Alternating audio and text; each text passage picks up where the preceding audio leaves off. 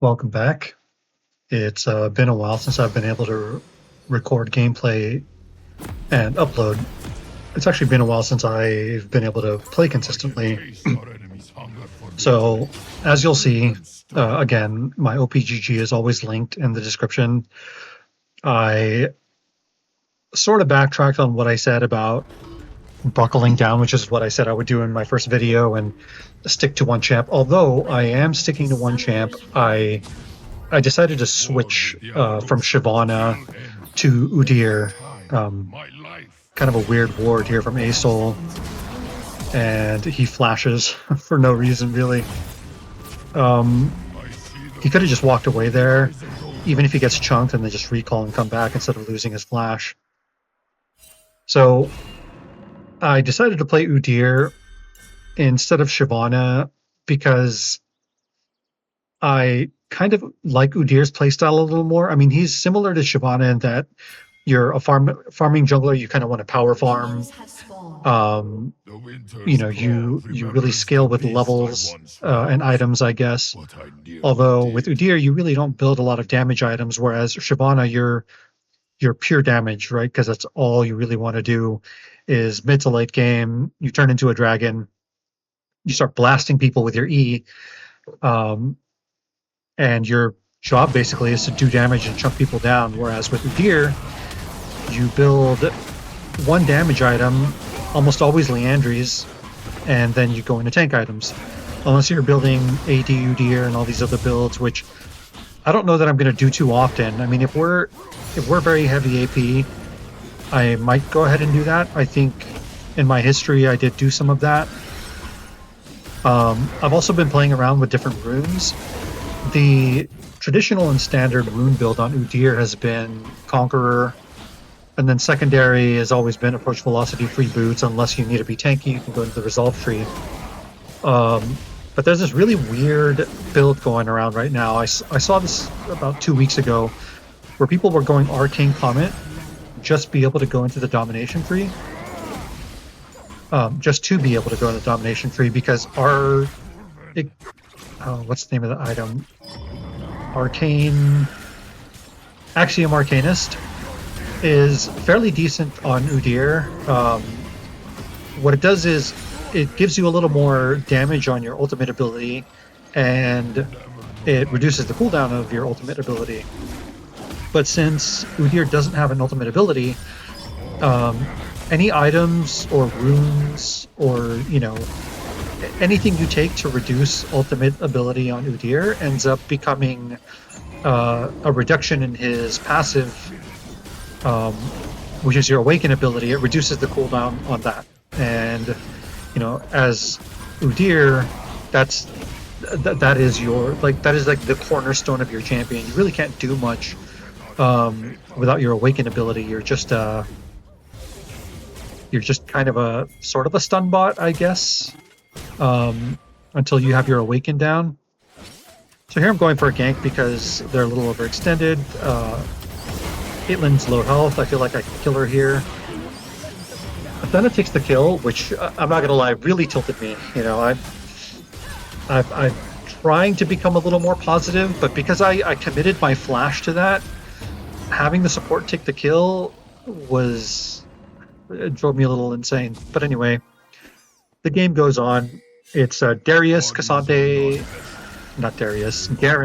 top, Victor Asol mid, and Samira Senna versus Caitlyn Lux bot. So most of the time, Caitlyn and Lux are going to be pushing in Samira and Senna because they have more range and more wave clear. And in the jungle, I'm against Warwick. My power deepened after a meal from So, that old woman. yeah, I do enjoy Udyr a little more than Shyvana because of the flexibility in his builds. I like his playstyle a little more. I like really getting in there instead of sitting back and just throwing E's. In the late game, as Shyvana, once you've exhausted your 1 or 2 or possibly 3 E's in a fight, that's it. You're kind of done. Like, you would hope that all of those E's that you throw do enough damage to kind of turn a fight, but if they don't, then you have to go back in your jungle or go into a lane and start attacking stuff to get your dragon form back. Whereas Udyr, you can kind of stay in a fight if you're tanky enough and just cook and slow everyone in your R. Leandries does additional damage the longer you're in a fight, and it burns everyone for percent max health.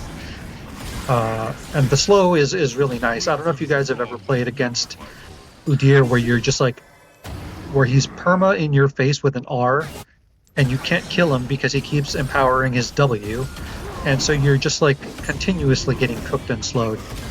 Yeah, it sucks to be on the other end of that, and that's one of the other reasons I like Udyr is he's kind of unkillable when you awaken your W. Now, when you awaken your W, you don't do a lot of damage. I'm going for a gank. They're pretty high health here, so I don't think this is going to work out, and it looks like they're recalling, so I just leave. I think my plan here is to get the grubs. It looks like they didn't leave, although Caitlyn was channeling her recall. Maybe I baited them in? I don't know. I mean, they should have flash and all their sums up. I can't remember if they used it in that first skirmish. But I do want to take the grubs here. I've been liking taking the grubs with Udyr because he takes them really fast with his R. Although, if there are any Udyr players watching this, if you don't know, the standard has always been like to hit one grub, kite them all out so they're grouped, and then awaken your R on them. Well, the way I do them here is actually faster, where you ISO Q each one if you can keep them separated like this. So you have to stand in the middle, let the R do some burn and kill those first little void mites, and then once the little void mites are done, you use your awaken Q on each one, and it does it way, way faster. Now here, the reason why I smite and save my awaken is because I plan to go top. But I see that Cassante is pushed in, so I just go back to my camps, and I plan to just full clear down. And that's another thing I like about Udyr is because he clears so fast, it usually helps me get ahead of the enemy jungler, usually.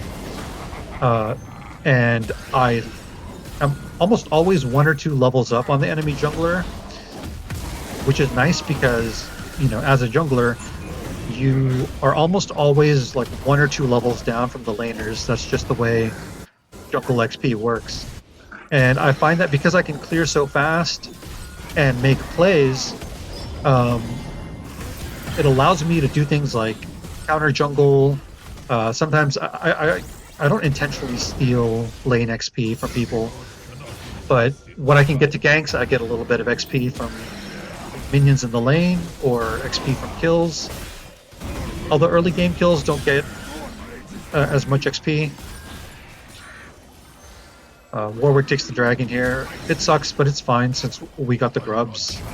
And my bot lane doesn't have prio. He has every right to take the dragon, I guess. So my plan again is to just play my camps, go bot. Here, I don't know if I should go help Victor or go bot. I think I should go bot because it'll be...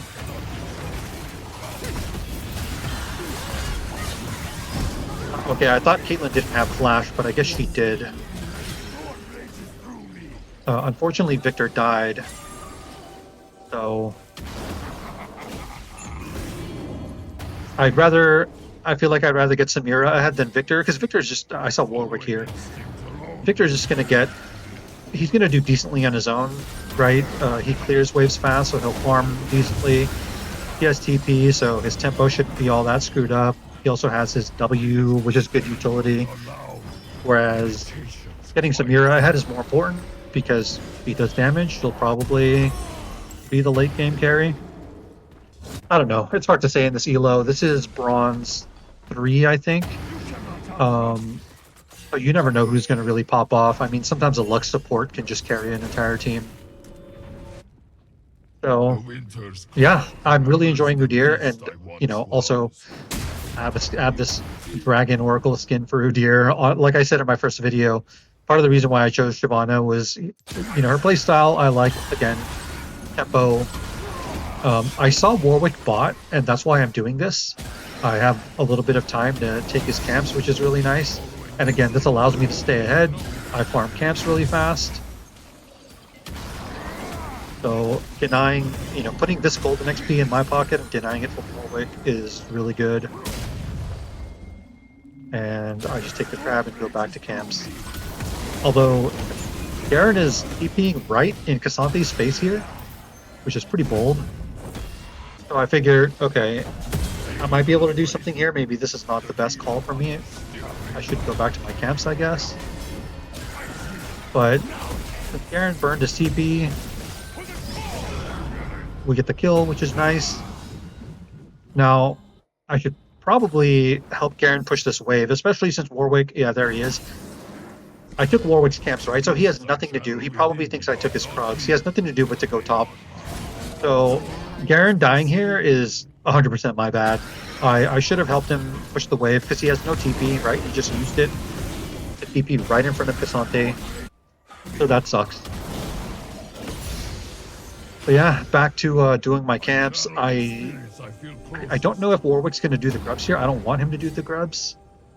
And I am ahead of him. I think 1 or 2. Yeah, I'm like 2 levels ahead of him. So I'm not afraid of fighting him, really.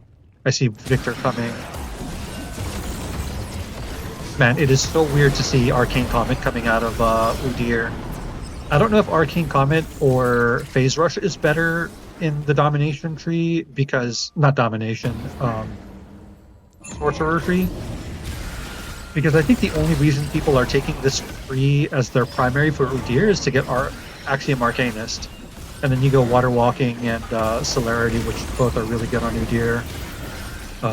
He likes move speed for tempo, fast clears. But yeah, we got 6 grubs, which is great. 6 grubs really helps lock down games. I have my item here, so I'm going to recall. But it just makes melting towers in the late game really nice. And also, it's nice to deny 6 grubs from Caitlyn, who, all she wants to do is poke people from afar and siege and take towers. Okay, I don't know what's happening here. Samira already flashed, so she should try to not die and overcommit. I'm moving bot, but I feel like they're safe because they can just retreat to their tower, except they don't. Okay. I think if I had gone bot anyway, I wouldn't have been able to get there in time to really do anything. I don't know. Yeah, so again, my goal right now is to just my goal in general. Okay, they're a little over pushed. I feel like Victor's TPing behind them, so this is good. I think. I don't know. Victor left his wave. Okay, I'm fighting Warwick here, and Victor started channeling recall. Samira's not moving. She's farming her camps. We literally could have killed Warwick there if these two had moved, but I mean, not farming her. She was farming minions instead. Like that minion wave is not going to go anywhere. She doesn't lose anything. Again, maybe that's my fault and I'm coping, but then again, it could have been a 3v1. I could have stayed alive long enough for Samira and Victor to get there. But anyway, my mistake, I guess. My plan is to just do my camps. Okay. But because Victor TP'd and way overstayed bot, Asol gets a lot of plates here, which really, really sucks. Because he TP'd for that play, right? And I went to try and kill Warwick, which failed. I don't know if I should have flashed there, but whatever. I don't think it's too bad to trade for Aurelion Soul's flash. Before Victor TP'd there, he didn't get lane prio. He just TP'd right away, which maybe was worth. Well, no, it's definitely not worth. He was still in bot lane. I have no idea what's going on. But since I see Warwick bot, and I know that I did his top camps last, I know that they're back up. So I figured, well, I'll just take these and keep denying him golden XP and getting it for myself. I'm going to look at Cassante here to see if there's any play to be made, but I guess, yeah, 17 seconds for the red buff to go up, I don't think I want to do that. I don't want to wait around forever. And Cassante is a little bit overextended, especially since we saw Warwick bot. Yeah, now he just does dragon, so Cassante should be dead. I think people don't expect that from Udyr. Awaken Q, especially with Axiom Arcanist, because it's single target and not AoE, it does the 14% damage instead of 6. And then it does percent health damage as well, right? So in this rune setup, even though you're going Leandries in the tank, instead of maxing R first, you max Q and try to single people out and do your Awaken Q on them. So it does that bonus damage. Earlier I accidentally put points into R. You're supposed to max Q and E with this build and the rune setup, because you want maximum damage on your Awaken Q, and you want more ultimate haste to lower your Weapons are for the weak. what's it called? Your passive ability, the Awaken ability.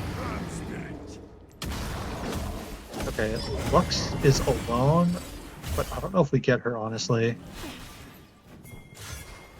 Yeah, I think we should just take this tower, because Asol already took the tower. Like, look at what Victor's doing. Again, I don't want to harp too much on what my teammates are doing, but when you're a mage champ with, like, an insane amount of wave clear, okay, you killed Lux, but so what?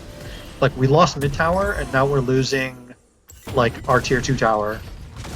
And again, I'm a little tilted, so I'm pinging Victor, but like, there's no one on our team that can match Asol. Asol has insane wave clear. The only person that can match him is, I know he doesn't have flash, but he has that stupid W, which makes him impossible to catch. Yeah, it's Asol can't you can't leave him unchecked, right? Okay, Warwick is bot, so this is free. Because if the game scales long enough, and you have champs with crazy wave clear like Lux and Asol, it's really hard to end against them. Even if you have triple inhib with Baron, Aurelion Sol and Lux will just clear those waves. It makes the game like really frustrating to play, so you kind of want to end early or like get some picks and get towers right away. I don't know, you don't want like your typical low bronze iron game that goes, 45-50 minutes, because a full build Asol and a full build Lux will make it very, very difficult for you to end the game. Especially since it's hard to kill them, right? Asol just will just fly away, clear waves. We don't have mid tower yet, so I should probably use this mid, but getting these side towers, I guess, are not the worst.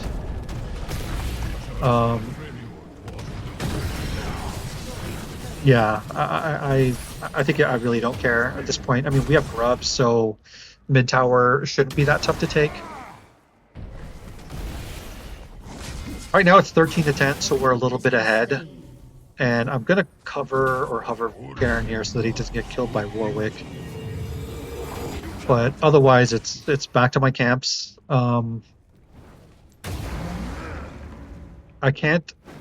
Normally with my team pressuring mid like this, I would go into the enemy jungle and try to steal camps, but I know Warwick is in the topside jungle, right? We just saw him near the T2.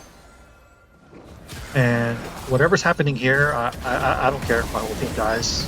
It's just, I want to do my camps and stay ahead. I haven't done my camps in a bit. Does Warwick... I think Warwick gets my stuff here. I don't know. I don't know if this is a good fight to walk to, but I awaken R here because there's 2 of them, so I won't be able to awaken my Q. But yeah, Cassante just won't die, and he doesn't even have MR. He has Iceborne Gauntlet. Oh, I guess he does have MR from that Aegis. That sucks. And now Warwick gets my bot side camps, which also sucks. But I am still ahead of him. Even though we're even in levels now, I still have more farm than he does. I think I might be an item ahead as well. But at this rate, I realize, you know, Garen is not my win con. Um, I did play for him a little bit in the early game, which I'm not sure if that was a mistake or not. Uh, but then again, every time I went bot, weird stuff was happening. I don't know. This was a tough it was a tough call, especially since the Samira in Champ Select said, "Hey guys, I'm new to Samira," which, you know, when people, I just got her, which is a lie. Most people say that stuff when they're like smurfing or if they have a lot of experience on the champ. Here, Awaken 2 is good because he's isolated, and this gives us a free dragon. But yeah, that shouldn't determine who you play for, right? Because some people, they have these stats overlays, and so they see like, oh, you know, this teammate is a 30% win rate, I'm not going to play for them. Well, I've had teammates in the past who were on fat loss streaks that just like went 16-1 in my games. You never know who's going to pop off, so I make a plan in the early game as to who I think the win con is going to be and who I'm going to path to. And if it turns out like the mid laner or the top laner or whoever I'm not pathing or playing for starts popping off and they get, you know, they get a lot of items, kills, farm or whatever, I'll reverse my clear or I'll just start playing for them, you know. In this game, it looks like Senna and Samira are the ones that are doing fairly decently, so I want to make plays around them. This will be a 3v1 if I get here in time. Lux could be a free kill. Yeah, I don't know if I should, if I needed to flash there, but when I'm not keeping track of everybody's flash, I don't know if they can flash away, and I want to get the kills, because getting these kills here means we get the Otacon for sure. Yeah, now I can kill Caitlyn as well. Gets the kills, which at this point, whatever. We get the Otacon. Now this is the Ruinous Otacon, which is a little bit easier to kill. Like, you take less damage from this one when you stay on the inside. But the Voracious Otacon, the one that does the little fiddlesticks are, that does a shitload of damage when you're inside of it. For Udyr, it's no big deal because I can just use my W and get some shielding and a little bit of healing. But for my teammates who are not ranged, they need to understand that they need to stand outside of it to not get completely cooked by it, because the Otacons like shred your MR really, really bad.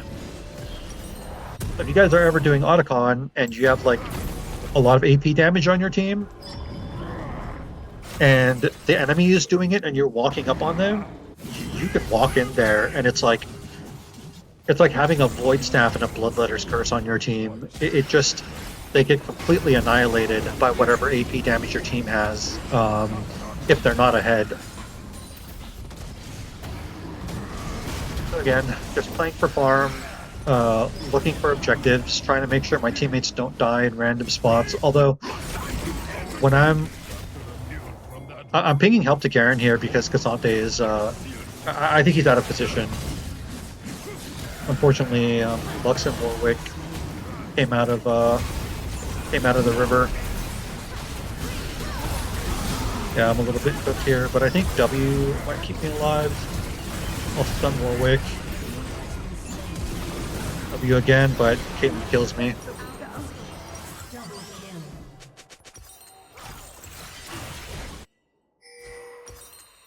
I think that's okay, because Caitlyn did flash for that, which I think is a little bit ridiculous.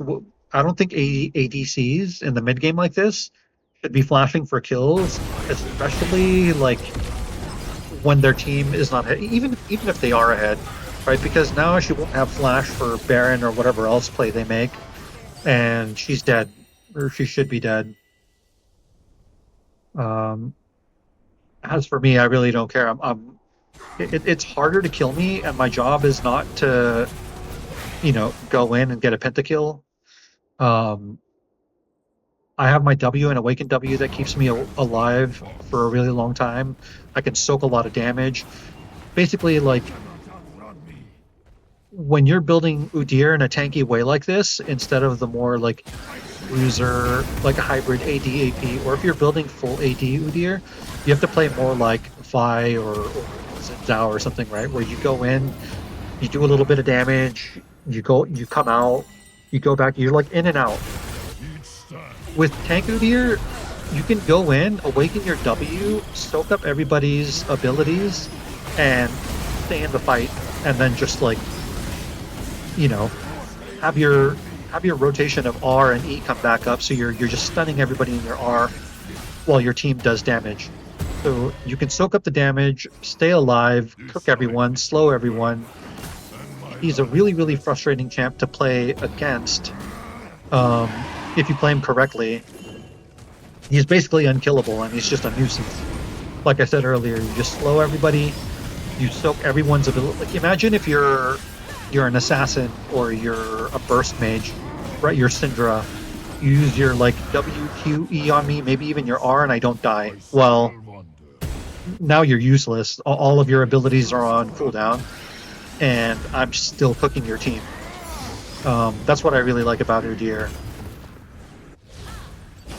That doesn't mean you're invincible, because as a lot of Udyr players have experienced, when you're not ahead and you're not that tanky, if the enemy team focuses you, even with your awakened W, you're still just dead. So that's where your early game and your tempo comes into play a lot, right? It helps you to get ahead and stay ahead. You want to get tanky so that you can walk into people and walk into team fights and not die. But if you fall behind, or the enemy, there's an enemy that gets really fed, you have to play a little bit differently. Then you have to start playing that in and out play style and wait for your awaken abilities to come off cooldown by auto attacking stuff. Yeah, it's tough against Udyr. There's not a lot of counterplay, but An ally has been slain. it's Udyr's kryptonite. Literally, there's one thing in the game that just completely shuts Udyr down, and with me explaining how he works here, if you don't already know what it is, you need to start doing this whenever you face a Udyr, and that's Serpent's Fang. Udyr can only stay alive not because of it, his tank items help, but what helps him the most is his W, because your W gives you a shield, and your first two auto attacks get lifesteal. Now, when you awaken your W, you get passive regen, which I'm not sure people are aware of this. Look at that. I just like went back to full health, almost. When you awaken your W, you get passive health regen, you get an even bigger shield on top of the base shield, and you get even more lifesteal. It is fucking crazy. It's crazy. Like, a lot of people say, oh, his awaken Q makes him broken, his, awaken R makes him broken.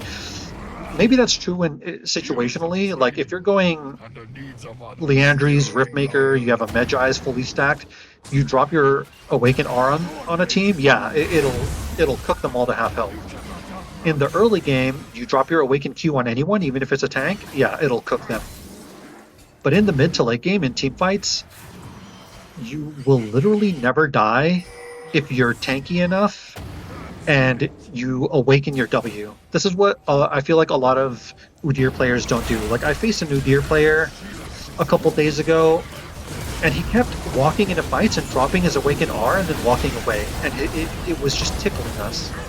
But if you stay in the fight and you awaken your W like I did here, I mean, look at this. I take no damage. I can do it again and like take that tower without worrying about damage from them. It allows you to play like a little bit of like a madman kind of, which maybe is not the best habit to develop. But look, I awaken W again and look at my health bar. At this stage of the game, okay, I think this is grief. I'm going to jump in here. Yeah, I shouldn't have done this because I don't have my awaken yet. I should have. If I had waited, I would have stayed alive. But my point is, all of this stuff about awaken W, the massive, at some point you have like 1,000 shield, or more, and then the insane life regen and life steal from the awakened ability. It's really crazy. So, you get Spirit Visage, you get the, if you ever go the Resolve Tree secondary, and you get Revitalize, which gives you, I think, 5% bonus healing and shielding. I mean, that's literally what your W does, is it heals you and shields you. You are unkillable. But if somebody on the enemy team buys Serpent's Fang, that kind of cooks your game plan, right? It cuts all of that in half for the duration of any fight that they're doing damage on you.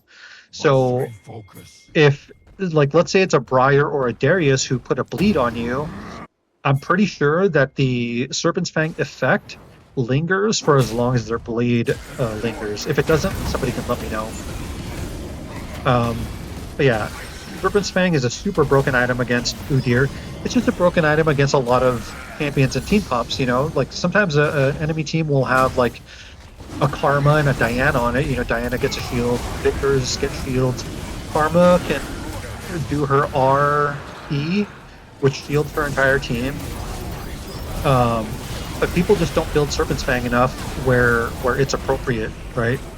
Like, if you're a bruiser, I wouldn't suggest you build Serpent's Fang, but if you're an assassin or you're a bruiser that's so far ahead that you can afford to build Serpent's Fang, it gets a lot of value.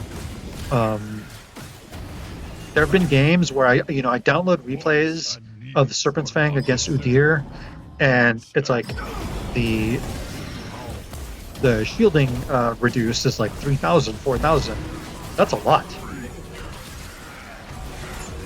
throughout the course of the game. Yeah, I didn't talk too much about the game here. I mean, I'm look, I'm level 18.